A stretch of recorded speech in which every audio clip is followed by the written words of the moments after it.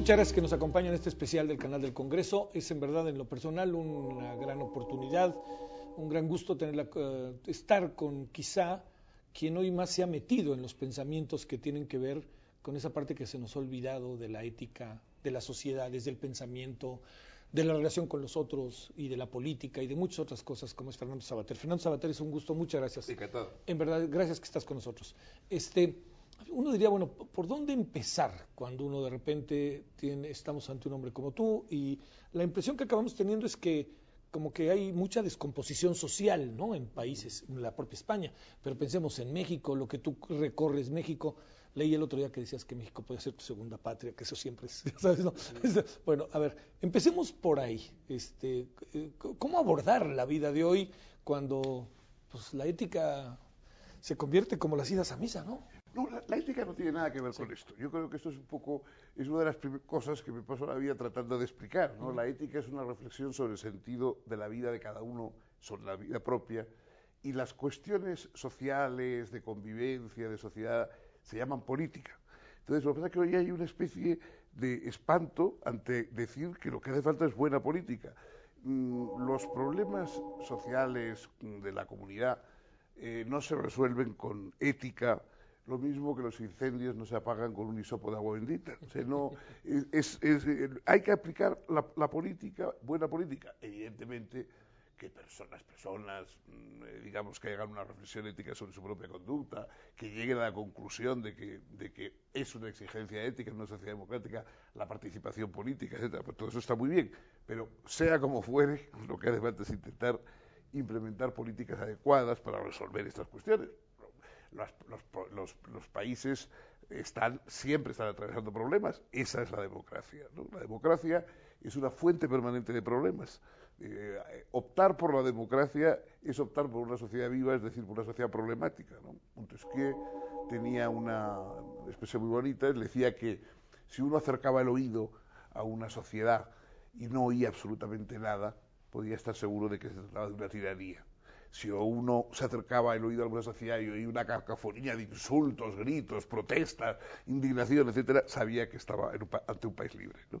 Entonces, bueno, nosotros estamos en países que efectivamente son enormemente perfectibles, que hoy la política está comprometida por el peso de los mercados, por el peso de las multinacionales.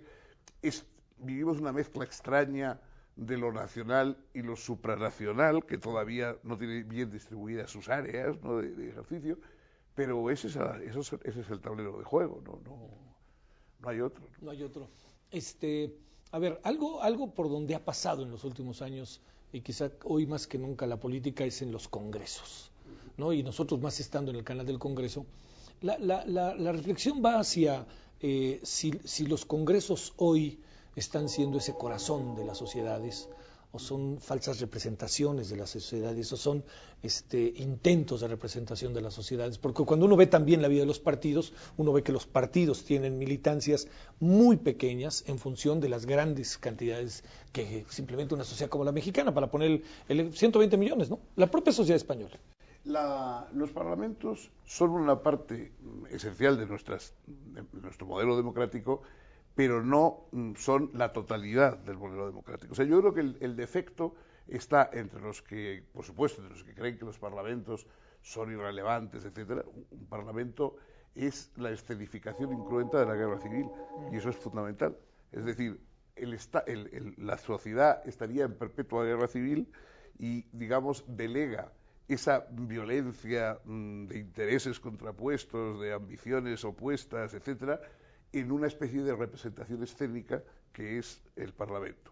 Y allí se llevan a cabo, digamos, los gritos, los dicterios, las maniobras, y no hay sangre, no corre la sangre, ¿no? Es decir, eso es importante, pero no agota la vida política de un país, porque, como muy bien señalas, no todo el mundo está afiliado a un partido político. Es deseable, yo creo, primero, que haya una normativa exigente para los partidos políticos, es decir, que se les exija lo mismo que se exigen unas normas de probidad a una sociedad por acciones empresarial, también habría que pedírselo a los partidos políticos, unos congresos periódicos, una transparencia en la elección de los cargos, por supuesto en la financiación, etcétera, etcétera. Todo eso es exigente. Pero además de eso, habría que extender la idea, bueno, la obviedad, si quieres, de que en una sociedad democrática políticos somos todos.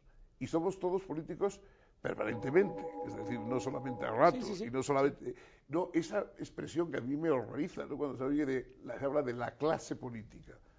¿Cómo que una clase política? Es como, bueno, había unos escribas en Egipto y los mandarines en la China confuciana. En una democracia no hay clase política. Y los políticos no son para siempre, ni nadie nace para mandar y los demás para obedecer, ni cosas por el estilo. Los políticos son personas que temporalmente son elegidas por los demás para ocupar unos cargos, pero también pueden ser revocados, pueden ser sustituidos. Los políticos son nuestros mandados, a los que nosotros les hemos mandado mandar. Entonces, esa idea de que ellos fueron una casta aparte y que la población está en el patio de butacas aplaudiendo o silbando a los políticos, que son los que representan la obra, no es cierta. Sí, es cierto que los políticos están representando la obra en el escenario, pero además nosotros también estamos en el escenario y también estamos permanentemente integrados en esa obra que se está representando, ¿no? Yo creo que eso es lo que habría que recordar para no caer ni en una depreciación absoluta de los parlamentos como algo irrelevante, ni una mitificación que diga que nada se puede hacer políticamente salvo en el Parlamento. Sí, esta relación, Fernando Savater, tan compleja entre los ciudadanos y los congresos, la crítica sistemática, ¿no? La habrás escuchado, de este país, se la pasan dormidos, sí, claro, se la pasan dormidos, no hacen nada, ¿para qué les pagamos? Y no tienen que ver conmigo. Toda esa parte, ¿cómo verla? Bueno, es curioso, ¿no? Que yo siempre que oigo muchos comentarios como estos de cierta gente, ¿no? Sobre los parlamentarios y tal, recuerdo las protestas de las grandes señoras de antaño sobre el servicio, ¿no? Ya no hay criadas como las de antes, todas son unas sucias, no se ganan el sueldo, ¿no? Esa postura, digamos, aristocrática, que se cree populista, que en el fondo es una especie de falsa postura aristocrática, ¿no? Bueno, evidentemente en España, por ejemplo, que es el país que conozco un poco menos mal, algunos nos pasábamos la vida yendo y frecuentando colegios, etcétera, y tratando de convencer a los jóvenes, a los adolescentes, de que todos somos políticos, de que ellos deben prepararse para intervenir. Nada, absolutamente, caía totalmente en el vacío, ellos pasaban de política, se reían ante estas pretensiones, decían que esas eran cosas anticuadas, residuos de los 68, yo qué sé. Llegó la crisis, llegó digamos, la tormenta perfecta en España social, económica, etcétera. Y entonces todos los que eran apolíticos se convirtieron en antipolíticos. Iban a la puerta del Congreso a esperar con garrotes para pegarles a los congresistas, etcétera. Pero lo curioso es que nunca obtuvimos lo que necesitábamos, que era políticos. No apolíticos ni antipolíticos, sino políticos, buenos políticos, capaces de elegir bien a los representantes, de exigir transparencia a los partidos, de proponerse como alternativa, si era necesario, a los partidos existentes, etcétera. Eso es por lo que estamos luchando en este momento. Sí. A ver, uno de los temas hoy, yo pienso que para el mundo, este concepto de ninis. ¿Qué es lo que de repente pasó con los jóvenes, ¿no? Que de repente se quedaron, ni estudian ni trabajan, que de repente se encuentran aislados en algún sentido, da la impresión de que no hay políticas de Estado, no sé si las debiera haber o cómo debiera de funcionar todo eso. Y esta parte de crecimiento, diría una barbaridad, a lo mejor con una escala de valores muy distinta de la que alguien en otro tiempo, yo mismo, pude haber pensado. A ver, esta reflexión hoy sobre los jóvenes, 132, lo que pasó en Wall Street, ¿no? O sea, en los propios, en España, ¿no? En Madrid, todo eso, ¿no? Bueno, es que, en fin, al menos en España y en otros sitios, lo que surgió es que personas que estaban más o menos contentas con el sistema mientras creían que les rentaba beneficios, de pronto cuando vieron que había serios agujeros económicos, que su situación que ellos consideraban asegurada, etcétera, era bien precaria o incluso tenía mal futuro laboral, etcétera, entonces unos se preocuparon y otros se indignaron. Bueno, no está mal, pero por otra parte, recordemos que la gente no estaba poniéndose contra ese sistema económico precisamente cuando ocurrían los males, sino luego cuando se ven las consecuencias. Entonces, a mí me parece bien, hoy los jóvenes tienen mucho más bloqueado, digamos, las salidas tradicionales económicas de lo que lo han tenido en otras épocas, laboralmente. Bueno, eso es verdad. Por otra parte, nunca ha habido una época en que fuera tan fácil llegar al conocimiento, al estudio, que hubiera tantas vías. Es decir, yo, del ni que estudian ni trabajan, quizá el no trabajan en el sentido de que están buscando un empleo y no lo encuentran, lo admito. El que no estudien no me parece lógico, primero porque es como decir, hasta que no me den de comer lo que a mí me gusta, voy a mantenerme en huelga de hambre. Bueno, no sé, no estoy seguro de que, de que sea la mejor postura, ¿no? Uh-huh. Hay un conflicto importante en México en materia magisterial. Y hemos vivido varios momentos. Tiene un poco que ver, por eso lo retomo con lo que decías, Fernando, claro. Aquello de los programas de estudio, el proceso de enseñanza-aprendizaje, y entonces yo me opongo a que se den determinado tipo de materias, yo quiero cursar otra cosa, yo estudiante. O viene una reforma, como en este caso, una reforma educativa, pues de gran calado para la sociedad mexicana, esa es la verdad. A lo mejor en otros países podrá ser menor, pero nosotros teníamos como 50 años de no mover nada. Y de repente hay una oposición muy firme de maestros con grandes problemas sociales y económicos también, hay que reconocerlo, en estados que tú ubicas como Guerrero, Oaxaca, Michoacán, etcétera. Esta mirada, ¿qué mirada le das a esto cuando tú sabes que aquí ha generado una controversia alta? Bueno, en primer lugar, bueno, yo me he interesado siempre por los temas de educación y en concreto por los temas de educación en México. Mi libro, El valor de educar, fue escrito a petición del sindicato de enseñantes en aquel momento se conmemoraban no sé cuántos años del sindicato y se quería repartir ese libro, etc. Bueno, entonces yo de alguna manera he estado en contacto con maestros, etcétera, y efectivamente sé que tienen y que han tenido a lo largo del tiempo serios problemas de reconocimiento público, de salario, de condiciones laborales, etcétera. Pero también me parece que es inspirador para los ciudadanos el ver que un nuevo ejecutivo que entra en el gobierno empieza por plantear una seria reforma educativa. Eso es una gran ventaja, eso no ocurre normalmente. Es decir, lo que normalmente se ofrecen son otro tipo de cosas a cortoplacistas, etcétera, etcétera. Todos sabemos que la educación es un beneficio inmenso para la sociedad, pero a largo plazo. Que un gobierno, dejando otros elementos más cortoplacistas, incluso aceptando a corto plazo conflictos, aboque una gran reforma educativa, que por supuesto yo creo que nadie negaba en México que era imprescindible, a mí eso me parece bueno. Entonces luego ya los detalles, que suscita protestas, pues habrá algunas, digamos, enfoques más fundados. Hombre, por ejemplo, que los maestros no sean evaluados es un disparate, eso no tiene vuelta de hoja, de modo que como educador tengo que decir que desde luego quien proteste porque los maestros vayan a ser evaluados está plenamente fuera del sentido común y del sentido pedagógico común, ¿no? Ahora, puede haber luego objeciones porque todos estos planes que tienen gran alcance también tienen muchos detalles, averiados, agujeros, digamos, por remediar grandes injusticias se cometen pequeñas, pero que también afectan a personas y eso habrá que revisarlo. Ahora, en general, el que un nuevo ejecutivo comience con una gran reforma de altura en el terreno educativo, que además yo creo que cuya necesidad nadie negaba, por lo menos yo en todo lo que he conocido y me he movido por este país, nadie me ha dicho nunca, no hace falta nada, tenemos el mejor sistema educativo del mundo.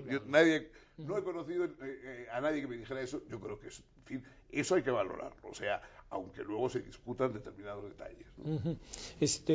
A ver, dos asuntos antes de entrar ahora sí que a la aldea global, como dice, ¿no? A ver, el primero, te cito una frase, un lema que está en una calle en Culiacán, Sinaloa, que dice, a lo mejor hasta lo conoces, prefiero 5 años de rey que toda una vida de buey como mi papá. A lo mejor lo has conocido, que igual se dará en España a su manera y en Italia, en todos lados. A ver, esto es el narcotráfico, es la vida corta, es sentidos nuevos de la vida, ¿no? A ver, de esto, ¿qué te provoca, Fernando Savater? Bueno, hombre, es decir, es un poco el punto del consumismo extremo, ¿no? Sí. Es decir, o sea, el consumismo extremo, es decir, no quiero una vida socialmente aceptable, una vida, digamos, de reconocimiento de los demás, de solidaridad, etcétera, etcétera, sino que quiero conocer por un momento la intensidad del consumo absoluto, ¿no?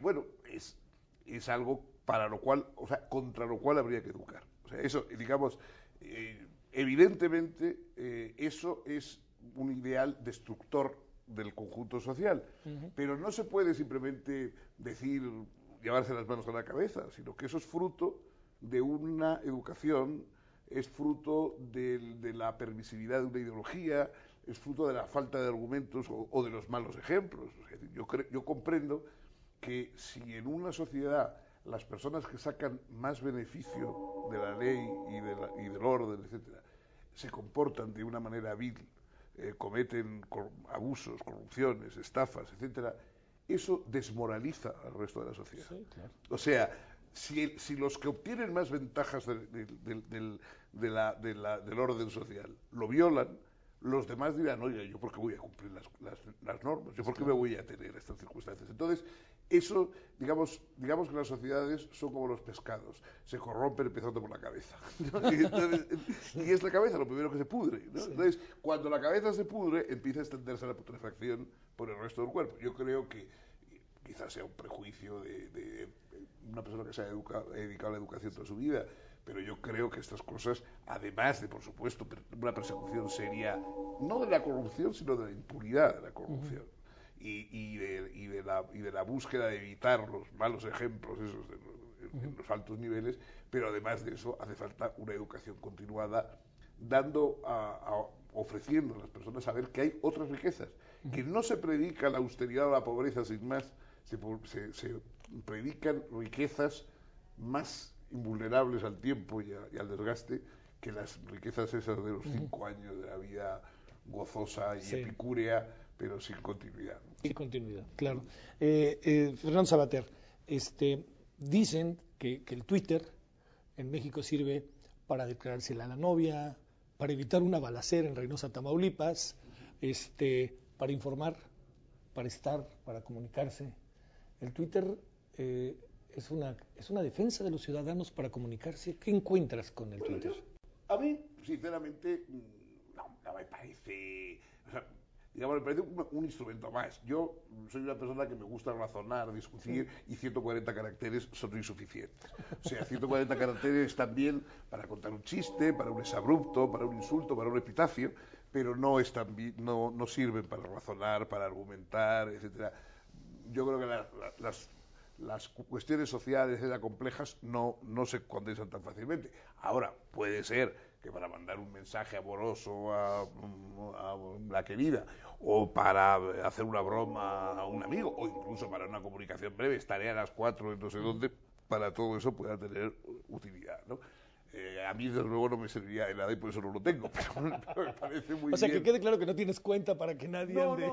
No tengo cuenta y por desgracia hay alguna con mi nombre corriendo, porque luego es otra de las cosas que es inevitable, pero vamos, no, yo desde luego me gusta y me parece fascinante y utilísimo el mundo de Internet, pero las redes sociales más comunes, tipo Facebook, Twitter, etcétera, me parece un desperdicio. Sí.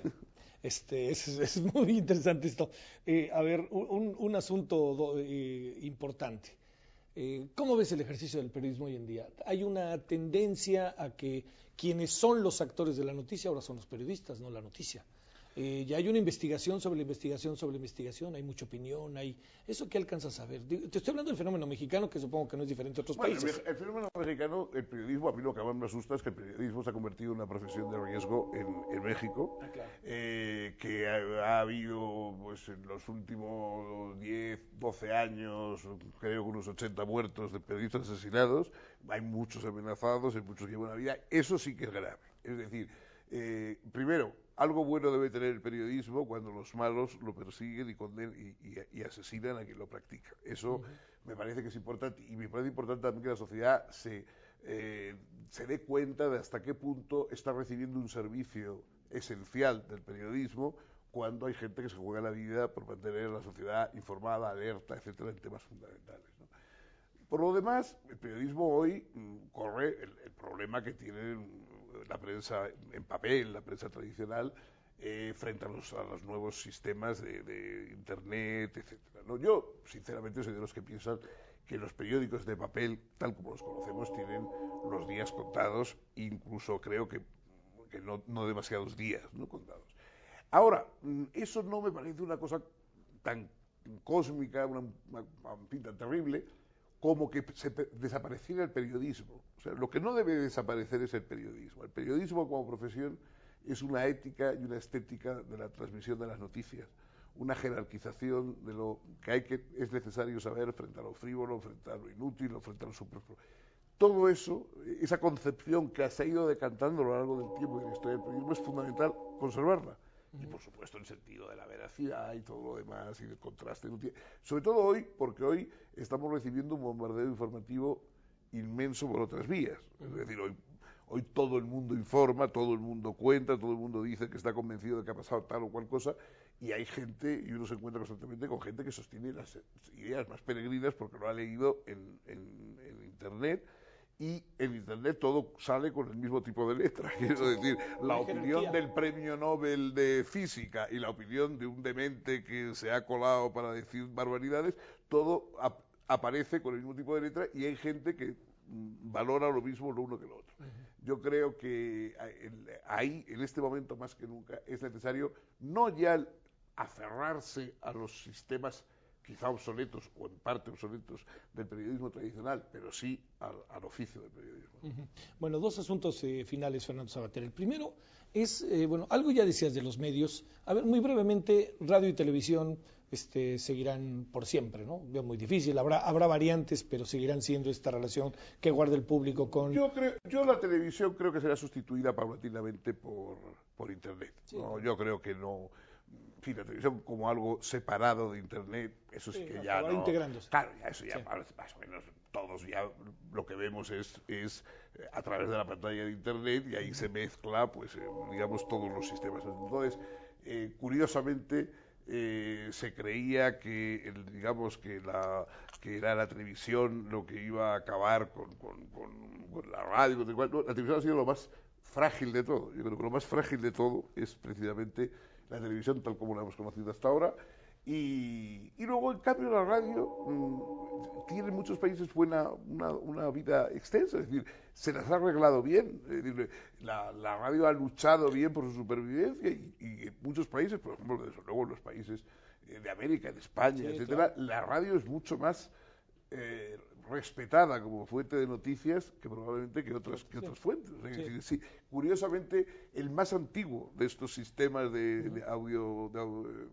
transmisión audiovisual es el que más va a durar, ¿no? Y el que al principio era cuestionado, ¿no? O sea, no se sabía, ¿no? Fue cuestionado desde el principio, se veía como una especie de pasatiempo, pero que no tenía... Y, sin embargo, ahí está. Bueno, tendrá también como soporte, etcétera, va a tener, yo creo que todos vamos hacia verlo todo en un mismo soporte, ¿no? Es decir, que iremos prescindiendo de soporte, al final terminaremos teniendo un soporte que nos servirá de radio, de televisión, de pantalla de cine, de periódico impreso y de todo, ¿no? De que todo va a estar ahí, pero se van a seguir manteniendo las diversas cosas, ¿no? Sí, será un todo integrado, ¿no? Eso, lo vital.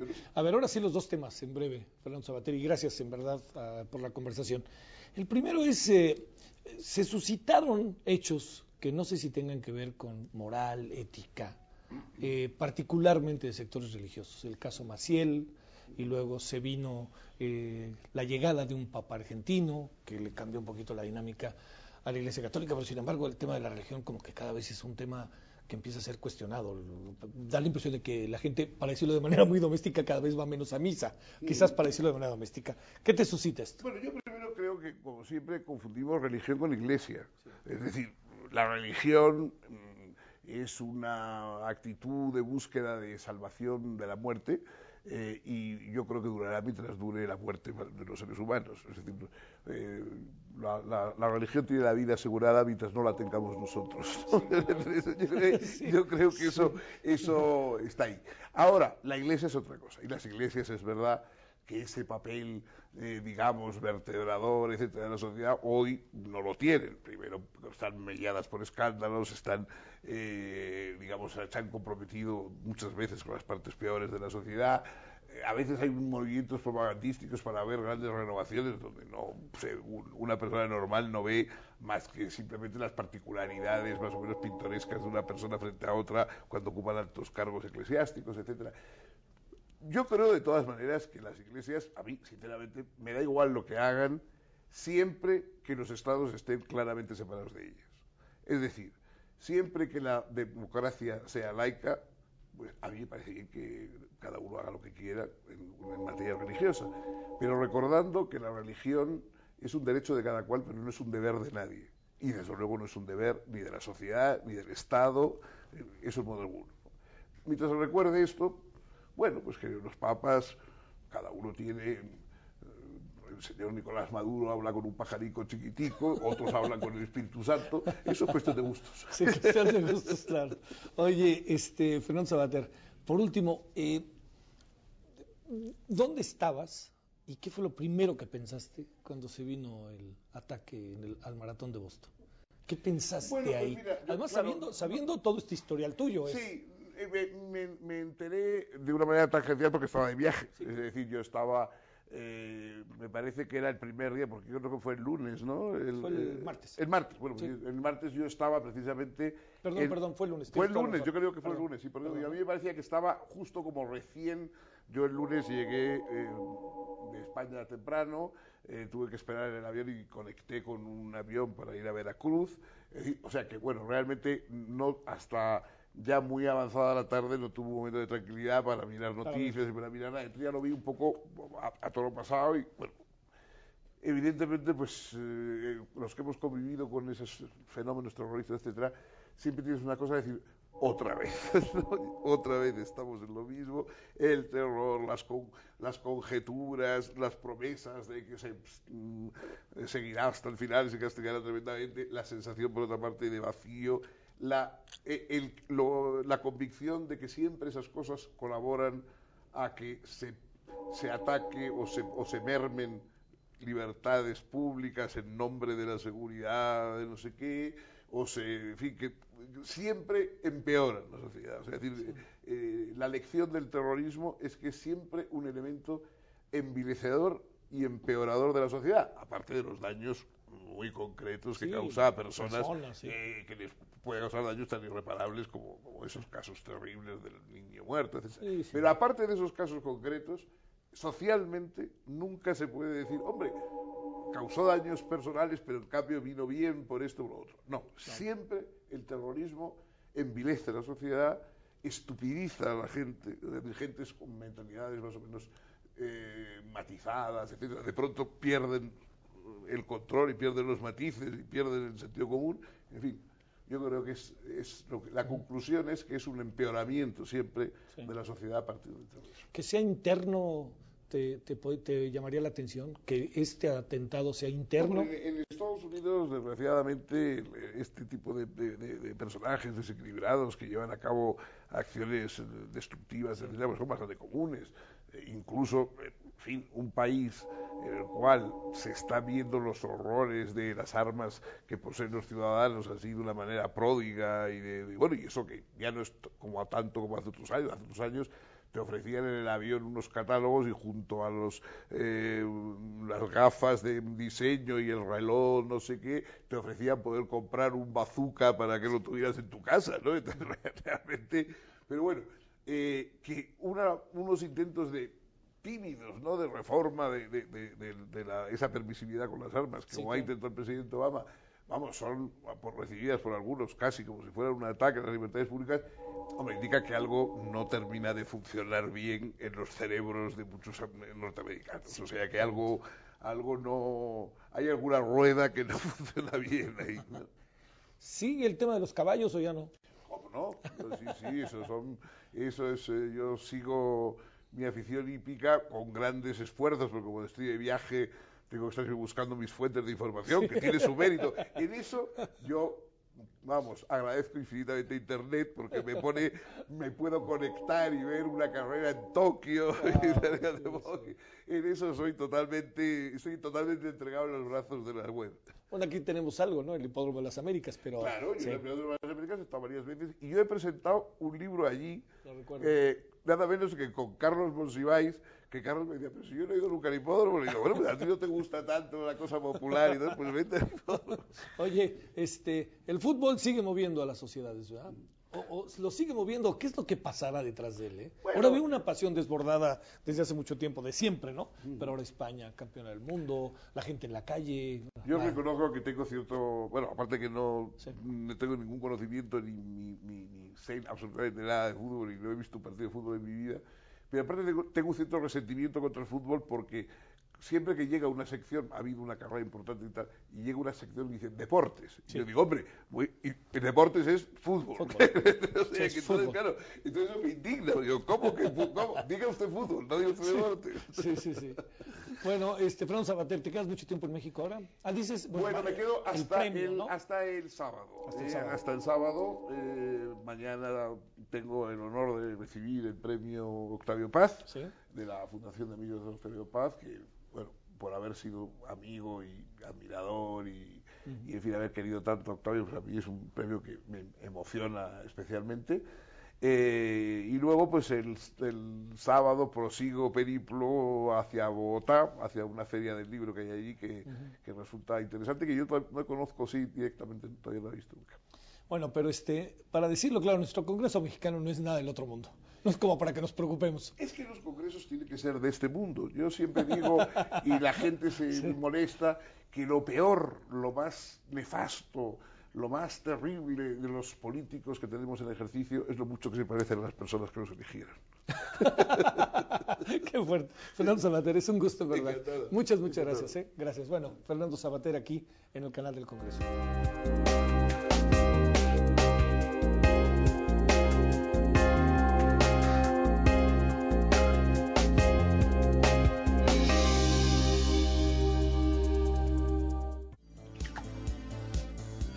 Canal del Congreso, el canal de la Unión. Presentó.